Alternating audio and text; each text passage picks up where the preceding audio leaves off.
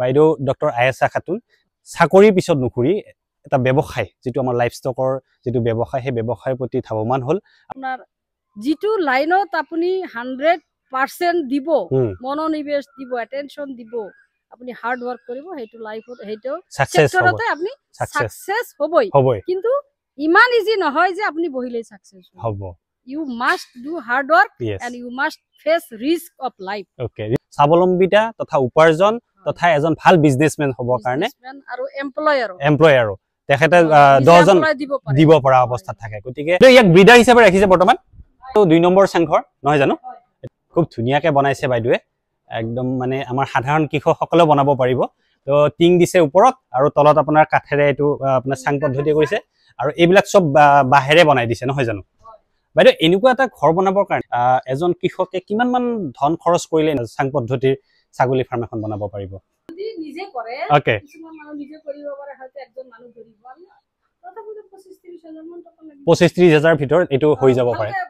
মানে আমাৰ ফাৰ্মাৰ সকলে যদি পোনপ্ৰথমতে আহে এনেকুৱা ধৰণৰ পদ্ধতি অৱলম্বন কৰি লাহে লাহে অভিজ্ঞতাৰ ফলৰ পিছত আকৌ নতুন এনেকুৱা পদ্ধতিত যাব পাৰে তো বাইদেউ এনেকুৱা ছাগলী যদি কোনোবাই কিনিব খোজে 800 টকা পাৰ কিলো হিচাপত বিক্ৰী হয় নহয় জানো সব গোটেইখিনি ব্ৰিডাৰ হিচাপত বিক্ৰী কৰি আছে গৰালটো নিশ্চিত হবে এটা বৰ জানিবলগীয়া বিষয় নহয় জানো তো গৰালটো কেনেদৰে বনাইছে আপুনি অলপ কৈ দিব এটো ছাগলী কি বাইদেউ এটো নামটো কি বুলি ক'লে বাৰবাৰী বুলি কয় ন আৰু ইয়াৰ নাম বুলি ক'লে আপুনি বিটেল বুলি ক'লে ন ওকে ইহতৰ বৰ্তমান কেনেকুৱা ইয়া বিটেল আমাৰ লোকেল ছাগলীৰ লগত যেনেকুৱা ধৰণৰ ক্ৰছ কৰিলে এটা F1 হয় নহয় জানো গতিকে আমাৰ কোনবিলাক ছাগলীৰ বৰ্তমান বজাৰ চাহিদা কোনবিলাকৰ আছে আপুনি কোন বজাৰত চাহিদা তো মাংসৰ চাহিদা তো সদায় আছে নিশ্চয় ছাগলী মাংস চাহিদা আছে নিশ্চিত হবে হয় বজাৰত এতিয়ালৈ মোৰ ফাৰ্মৰ ছাগলী মানে ধৰক খাসী আৰু পাঠা কিনি বজাৰত দিব লগা নিশ্চয় তথাপিতো গোটেই মানে ব্ৰিডাৰ হিচাপতে বিক্ৰী হৈ আছে গোটেইখিনি ব্ৰিডাৰ হিচাপত বিক্ৰী কৰে বেছি ব্ৰিডাৰ হিচাপতে ফাৰ্ম হিচাপতে লৈ যায় ওকে আমাৰ মাংস হিচাপত মানে ভাল জাতৰ ছাগলীখিনি বিক্ৰী কৰিব লগা হোৱা নাই গোটেই ব্ৰিডাৰ হিচাপত বিক্ৰী কৰে তো অসমৰ বিভিন্ন জিলাত আপুনি ব্ৰিডাৰ সমূহ যায় নহয় জানো গতিকে আমাৰ ব্ৰিডাৰৰ ক্ষেত্ৰত বা আপুনি যেটো দেখালে এটো আপোনাৰ বাৰবাৰী বা বিটেলৰ ক্ষেত্ৰত বা আপোনাৰ চিৰোহিৰ ক্ষেত্ৰত কোনটো যাতে আমাক মানে উপাৰ্জনৰ ক্ষেত্ৰত যথেষ্ট ভাল বুলি ক'ব পাৰে হেতু পাৰ্টিকুলাৰলি এটা হেৰিয়া ক'ব নোৱাৰে ধৰক বাৰবাৰীৰ কথাটো হল আপোনাৰ বাৰবাৰী ওয়েট পাবো কালাৰ পাবো সাইজটো মিডিয়াম নিশ্চয় আমাৰ ব্ল্যাক বেঙ্গল অলপ ডাঙৰ ওকে তো হেতু সৰু জাতৰ থাকিল তো মই ওজন হিচাপত বিক্ৰী কৰো ডাঙৰ হ'ব একে টাইমত একে সময়ত একে হেৰিয়াত বিক্ৰী কৰিলে আমাৰ বাৰবাৰীৰ পোৱালি দুটা লোকালৰ পোৱালি 4টা আৰু বিটেলৰ পোৱালি এটা আলটিমেট একে হল যেহেতু মই ওজন সিস্টেম বিক্ৰী কৰো গতিকে ইয়াতে আৰু মানে লাভ লস কম বেছি হেতুৰ কথাটো নাহে হয় তো এতিয়ালৈ মাংসৰ কাৰণে মই বিক্ৰী কৰিব দৰকাৰ হোৱা নাই সব গোটেইখিনি ব্ৰিডাৰ হিচাপত বিক্ৰী কৰি আছে বাইদেউ আপুনি আহকচোন কেনেদৰে আপুনি এটো ফাৰ্ম এখনৰ গৰালটো নিশ্চিত হবে এটা বৰ জানিবলগীয়া বিষয় নহয় জানো তো গৰালটো কেনেদৰে বনাইছে আপুনি অলপ কৈ দিব গৰালৰ বিষয়ে দেখা মানে আপোনাৰ 2 স্কয়াৰ ফিট পাৰ কোট মানে পাৰ কোটত 2 স্কয়াৰ ফিট লাগে ৰাতি হোৱাৰ কাৰণে যিকোনো বাইদেউ যিকোনো মানে ছাগলীৰ কাৰণে 2 স্কয়াৰ ফিট নাই আমাৰ লোকেলৰ কাৰণে ওকে বিটেলৰ কাৰণে 4 স্কয়াৰ ফুট লাগে 4 স্কয়াৰ বিটেল বা চিৰোহি টাইপৰ নহয় জানো হয় লং মানে ডাঙৰ জাতৰ হলে 4 স্কয়াৰ ফুট লাগিব 4 স্কয়াৰ ফিট লাগিব এবা গৰুৰ লাগে 7 স্কয়াৰ ওকে ছাগলীৰ 4 স্কয়াৰ ফুট লাগিব ওকে তো হেতু হিচাপত আপনি ৰাতিৰ কাৰণে লক ওপেন এৰিয়াটো জাস্ট ডাবল ল'ব লাগিব ওপেন এৰিয়াটো মানে দিনত থোৱাৰ কাৰণে আমাৰ ওপেন এৰিয়াও নাই কভাৰে আছে কিন্তু ৰাতি আৰু দিনতো জায়গাটো বেলেগ ললে ভাল বেমাৰ আজাৰ কম হয় হেতু ডাবল ল'ব লাগিব বাইদেউ এই ছাগলীৰ কাৰণে আমি চাং পদ্ধতি অৱলম্বন কৰো ইয়াৰ মুখ্য কাৰণ কেনেকুৱা ধৰণৰ সাফা কৰা এটা পয়েন্ট অফ ভিউ হয় তাৰ পিছত ছাগলীৰ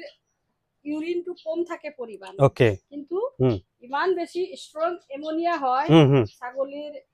নিউমোনিয়া প্ৰবলেমটো আহি যাব প্ৰবলেমটো আহে ওকে গতিকে আমি এখিনি ওপৰত দিলে ভাল 3.5 ফুট মানে মিনিমাম 3 ফুট দিলে ভাল যাতে সেই সেন্টু ইউৰিনৰ সেন্টু যাতে ছাগলীৰ ওচৰত টাচত নাহে হেতুৱে মুখ্য কাৰণ আৰু পৰিষ্কাৰ পৰিচ্ছন্নতাৰ ওপৰত কেনেকুৱা ধৰণৰ গুৰুত্ব অৱলম্বন কৰিব লাগে আমাৰ ফাৰ্মাৰ সকলে যেতিয়া এখন ফাৰ্ম পৰিষ্কাৰ পৰিচ্ছন্নতাৰ ফালৰ পৰা আমি তো দিনত একবাৰ সাফা কৰিব লাগিব হয় মাষ্ট হেতু তো তাৰে ভিতৰত সপ্তাহত একবাৰ এক্টোপ্যাৰাসাইট যিটো উকনি আঠালু বা চিকৰা সেইবিলাকৰ কাৰণে একবাৰ স্প্ৰে কৰা হয় তাৰ পিছত আপোনাৰ এই স্যানিটাইজাৰ মাহত একবাৰ দুইবাৰ স্প্ৰে কৰা হয় প্ৰয়োজন বোধে তাৰ পিছত আপোনাৰ ডিঅৰ্মিং 2-2.5 মাহ পিছে কৰা হয় ডাঙৰক বাচ্চাবিলাকক মাহে কৰা হয় তাৰ পিছত ভ্যাকচিনেশন ধৰক ছাগলী পিপিআৰ ৰ ভ্যাকচিনটো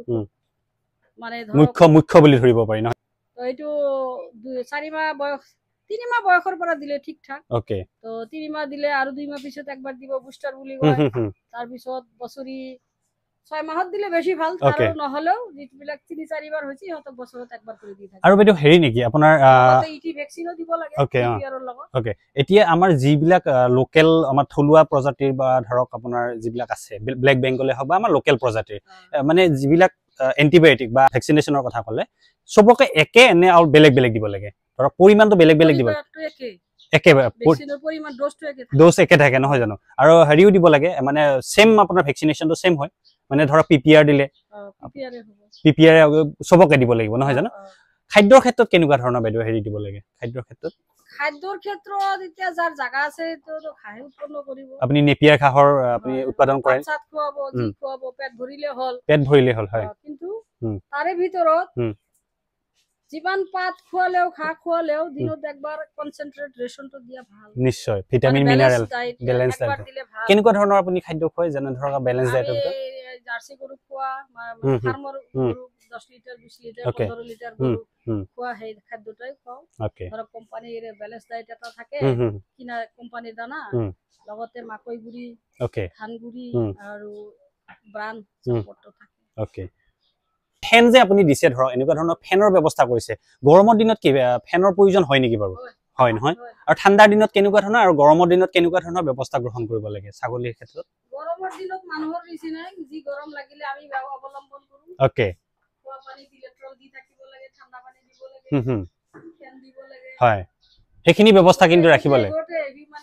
হিউমেনৰ নিচিনাই ৰাখিব লাগে আৰু ঠাণ্ডা দিনত ৰুম টেম্পাৰেচাৰ বঢ়াব লাগিব পৰ্দা পুৰা কেপকেপা থাকিব পৰ্দাবিলাক আপুনি দি থৈছে নহয় জানো এনেকুৱা ধৰণৰ পৰ্দা দি দিছে আপুনি যেতিয়া ঠাণ্ডাৰ দিন আহিব এইবিলাক পেলাই দিব নহয় জানো আৰু সিলিং সিলিং দি দিব লাগিব নহয় জানো কি সিলিংটো পাৰ্মানেন্ট দিলে হয় কিন্তু সিলিংটো এনেকে দিলে এদিও যাতে মানে হেৰি কমাব নহয় ঠাণ্ডা কমাব আমাৰ যিসকল কৃষক মানে ছাগলী পালক আছে তেওঁলোকে সাধাৰণভাৱে যদি বনাব বিচাৰে চাং পদ্ধতিত কিমান বাই কিমান স্কয়াৰ ধৰা হল নাম্বাৰ অফ স্পেচিছ থাকিবই ধৰক আপোনাৰ কিমানটা ছাগলী আপোনাৰ বিটেল ডাঙৰ জাতৰ হলে 4x4 দিব হয় আৰু আমাৰ লোকাল টাইপৰ হলে 2x2 হেখিনি হেই লেভেলত আপুনি যিমান কৰিব পাৰে আপুনি এই লগতে পলি থাকি যাব নিশ্চয় আপোনাৰ ইয়াৰ এটো হাইটটো আপোনাৰ 6 ফুট 7 ফুট দিলে মানুহৰ ওপৰত যিমান পাৰে হেখিনি দিব লাগে আৰু ইটো বাইদেউ ইটো কি কাৰণ ৰাখিছে ডাঙৰ পাৰ্টিশন হয় সৰু পলি হইতে তাত থব লাগে বৰ্তমান এই যে পাঠা তিনিটা পাও এতিয়া সৰু পলি হোৱা নাই সৰু পলি হলে মানে ডিভাইড কৰি ৰাখিব লাগে ঠাণ্ডা দিনতো আৰু তাতে ব্ৰুডিং কৰিব লাগে নিশ্চিতভাৱে আহকচোন বাৰু বাইদেউ হেতু তাতে যাও ইলেক্ট্ৰিসিটি নাহিলে বাইদেউ হেৰি কৰিব লাগে আকৌ ধৰক আপোনাৰ সোলাৰ সিস্টেম বা এনেকুৱা ধৰণৰ ব্যৱস্থা কৰিব লাগিব নহয় জানো হয় বাইদেউ এইটো কি কৰিছে এইটো ধৰক দিঘলিয়াকে বনাই দিছে নহয় জানো বাৰান্দাটো আপুনি বনাইছে যেটো নাম্বাৰ এই যে অলপ উইনিং কৰা মানে যে মাকৰ গাখীৰ এৰিলে হয় সিহঁতক কত বান্ধিব লাগা হ'ব হয় নিশ্চয় ইয়াতে বান্ধি দিয়ে নহয় জানো ওকে বাইদেউ ইয়াক ব্ৰিডাৰ হিচাপে ৰাখিছে বৰ্তমান এটো ব্ৰিডাৰ নহয় জানো নতুন আনিছে ওকে এটো বলছন ব্ৰিডাৰ তিনিটা আছে এটা বিটেলৰ আছে এটা বাৰবাৰী এটো নহয় নেকি জানো এটো নে এটো ন বিটেলটো এই ভিতৰত থাকাটো ওকে বলছন তো বাইদেউ চাংঘৰ এটো 2 নম্বৰ চাংঘৰ নহয় জানো এটা চাংঘৰটো বলক এটো কেনেকে বনাইছে অলপ চাই লওঁ খুব ধুনিয়াকে বনাইছে বাইদেৱে একদম মানে আমাৰ সাধাৰণ কৃষক সকলে বনাব পাৰিব কাৰণ এনেকুৱা বনাবলৈ বৰ বিশেষ কষ্টিং অৰ্থাৎ বিশেষ ধনৰ প্ৰয়োজন নহয় বাইদেউ ঘৰুৱা মেটেৰিয়েলতে বনাই দিব পাৰি নহয় জানো তো টিং দিছে ওপৰত আৰু তলত আপোনাৰ কাঠেৰে এটো আপোনাৰ চাং পদ্ধতি কৰিছে আৰু এইবিলাক সব বাহেৰে বনাই দিছে নহয় জানো খুব ধুনিয়াকে বনাইছে বাইদেউ এনেকুৱা এটা ঘৰ বনাবৰ কাৰণে ধৰক আপোনাৰ যিখিনি মেৰামতি কৰিবৰ কাৰণে যিখিনি লাগে এজন কৃষকে কিমান মান ধন খৰচ কৰিলে এনেকুৱা এটা ধৰক চাংঘৰ বা চাং পদ্ধতিৰ ছাগলী ফাৰ্ম এখন বনাব পাৰিব একজেক্টলি মই হিচাপটো ক'ব নোৱাৰিম কাৰণ মোৰ অলপ মেটেৰিয়েল আগৰ পৰাই থাকে হয় লাষ্টত আনি অলপ ধন খটাই মই এইখিনি থিয় কৰালো নিশ্চিতভাৱে একজেক্টলি হিচাপটো কৰিলেহে মই ক'ব পৰা যাব কিন্তু তথাপিও ধৰক আমাৰ সাধাৰণভাৱে কাঠ নহয় জানো টিং আৰু সেইখিনি দিয়ে পায় গতিকে এইটো যদি নিজে কৰে ওকে কিছুমান মানুহ নিজে কৰিব পাৰে হয়তো একজন মানুহ ধৰিব আমি ফুল প্লেস কামলা লৈ কৰি মানুহ ধৰো নিশ্চয় কিন্তু অলপতে হৈ যাব হয় হয় ধৰক মানে ইমান তো ছাগলী একেলগে ৰাখিবও নোৱাৰে ৰাখিব 20টা মান ছাগলী যদি মানে ষ্টাৰ্টিংত লয় এনেকুৱা হলে তথাপিও 25-30 মান টকা লাগিব 25-30 ভিতৰত এইটো হৈ যাব পাৰে এইটো ষ্টাইলত বনাব পাৰে এতিয়াতো আপুনি এইমাত্ৰ ক'লে যে এতিয়া পদ্ধতিটো আপুনি অলপ উন্নত হেৰিত লৈ যাব নহয় জানো কেনেকুৱা পদ্ধতি এইটো ধৰক কেনেকুৱা মানে চিষ্টেমটো কেনেকুৱা হ'ব মানে অটোমেটিক হ'ব এটা ফ্যান কৰি দিছো হয় সিলিং পাৰ্মানেন্ট কৰি দি আৰু ফ্যান ব্লেক স্ট্যান্ডাৰ্ড কৰি দি ওকে তাৰপিছত পানী এতিয়া আমি টানি আনিব লগা হয় যে পানী অটোমেটিক কৰি দিব চেষ্টা কৰিম যাতে ফিটটো অটোমেটিক আনাৰ কাৰণে নিশ্চিতভাৱে মানে দিয়া যায় মানে আমাৰ ফাৰ্মাৰ সকলে যদি পোনপ্ৰথমতে আহে এনেকুৱা ধৰণৰ পদ্ধতি অৱলম্বন কৰি লাহে লাহে অভিজ্ঞতাৰ ফলৰ পিছত আকৌ নতুন এনেকুৱা পদ্ধতিত যাব ধুনীয়া লাগিছে ছাগলীজনী দেখাটো খুব সুন্দৰ আৰু পোৱালি নহয় তো বাইদেউ এনেকুৱা ছাগলী যদি কোনোবাই কিনিব খোজে ধৰক কিমান বোলে 800 800 টকা পাৰ কিলো হিচাপত বিক্ৰী হয় নহয় জানো ওকে ওকে ওকে ওকে বিটেল এনেকুৱা ধৰক আপোনাৰ এজনী ছাগলীৰ পৰা ধৰক আপোনাৰ ব্ৰিডাৰৰ কাৰণে ব্যৱহাৰ কৰে ইয়াতে গাখীৰ উৎপাদন কৰে নহয় জানো কেনেকুৱা গাখীৰ কিমান মান উৎপাদন কৰে 2.5 লিটাৰ গাখীৰ ওলায় আৰু এইটো খুব ধুনীয়াকৈ বনাইছে বাইদেৱে আৰু এইটো আপোনাৰ ব্লেক বিটেল না ওকে একদম অৰিজিনেলটো নহয় বাইদেউ অৰিজিনেল ন ছাগলীক আপুনি গুৰ পানীও দিয়া হয় নহয় জানো কিহৰ কাৰণে দিয়া হয় বাৰু গৰমৰ কাৰণে দিয়ে নহয় জানো ইয়াতে আপুনি অলপ ফ্ৰী ৰেঞ্জেছ পদ্ধতিত ৰাখিছে নহয় জানো ফ্ৰী ৰেঞ্জ পদ্ধতিত আপুনি ছাগলীবিলাক ৰখাৰ কাৰণটো কেনেকুৱা ধৰক এক্সাৰচাইজ বেমাৰ আজাৰ কম হয় ওকে খোৱাৰ কাৰণে বাইদেউ আপোনাৰ পিছফালে দেখিছোঁ নেপিয়াৰ ঘাঁহৰো ব্যৱস্থা কৰিছে কেনেকুৱা ধৰণৰ নেপিয়াৰ ঘাঁহ কৰিছে ৰেড নেপিয়াৰ থাকে হোৱাইট নেপিয়াৰ থাকে ধৰক হাইব্ৰিড নেপিয়াৰটো ইয়াৰ প্ৰয়োজনীয়তা যথেষ্ট আছে নহয় জানো আপুনি কেলছিয়াম হিচাপত খুৱাব পাৰে নহয় জানো খাদ্যটো কলো এই যে আমি কনসেন্ট্ৰেট বেছি খাও খাদ্য কম খাও তাতে লিভাৰ টনিক ক্যালসিয়াম এইবিলাক ৰুটিন বেসিছত দিয়ে mineral mixer daily okay mineral mixer আৰু হজমৰ পাউডাৰ বুলি কয় হয় এইবিলাক মানে মই মিক্সাৰ বনাই লম একেবাৰে অলপ ডেইলি দিও বাকি calcium liver tonic B complex এইবিলাক ৰুটিন হিচাপত মাজে মাজে দিও ঠিক আছে বৃহৎ এখন ছাগলী ফাৰ্ম মই পৰিদৰ্শন কৰিলো বাইদেউ ডক্টৰ আয়েশা খাতুন তেখেতে আমাৰ যুৱক যুৱতীসকলৰ কাৰণে নিশ্চিতভাৱে আদৰ্শৰ এজন কেন্দ্ৰবিন্দু কাৰণ তেখেতে চাকৰিৰ পিছত নুঘুৰি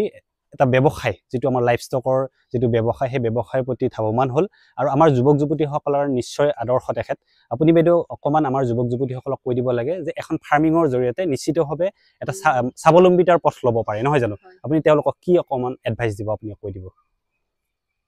তো মই বুলি নহয় আৰু মানে জনে লাইফত আগবাঢ়িব খুজিছে যুৱক হওক যুৱতী হওক নিশ্চিত লৰা ছোৱালী বুলি কথা নাই তো একো হেনেকুৱা বস্তু নাই যে এইটো নাপালে মই মৰি যাম এনেকুৱা বহুত মানুহ লাইফ এক্সপেল হৈ যায় বা ডিপ্ৰেছনত আহি যায় নিশ্চয় তো সেইবিলাক বাদ দি কাৰবাৰ মেডিকেল নহল বেলেগ পৰক কাৰবাৰ IIT নহল বেলেগ পৰক কাৰবাৰ ফাৰ্ম চাকৰি নহল ফার্মিংত যাও কারবার ফার্মিং নহল ছাগলী দুটা কিনিব নাপা গরু দুটা কিনিব নাপালো ছাগলী দুটাই কিনি পুহক আপনার যেটো লাইনত আপনি 100% দিব মনোনিবেশ দিব অ্যাটেনশন দিব আপনি হার্ড ওয়ার্ক কৰিব হেতু লাইফত হেতু সেক্টরতে আপনি সাকসেস হবই কিন্তু ইমান ইজি নহয় যে আপনি বহিলেই সাকসেস হব you must do hard work and you must face risk of life okay risk থাকিবই জীৱনত গতিকে এই ৰিস্ক খিনি লৈ আপোনাৰ যদি আগবাঢ়ি যায় তেতিয়া হলে নিশ্চিতভাৱে স্বাৱলম্বিতা তথা উপাৰ্জন তথা এজন ভাল বিজনেসম্যান হ'ব কাৰণে আৰু এমপ্লয়াৰো তেখেতে 10 জন দিব পৰা অৱস্থাত থাকে গতিকে সকলোকে ধন্যবাদ জনাইছো বাইদেউক ধন্যবাদ জনাইছো ইমান এখন বিশাল ছাগলী ফাৰ্মেৰে আমাৰ যুৱক যুৱতীসকলৰ কাৰণে আদৰ্শ হিচাপে থিয় দিছে ধন্যবাদ জ্ঞাপন কৰিছো বাইদেউ ধন্যবাদ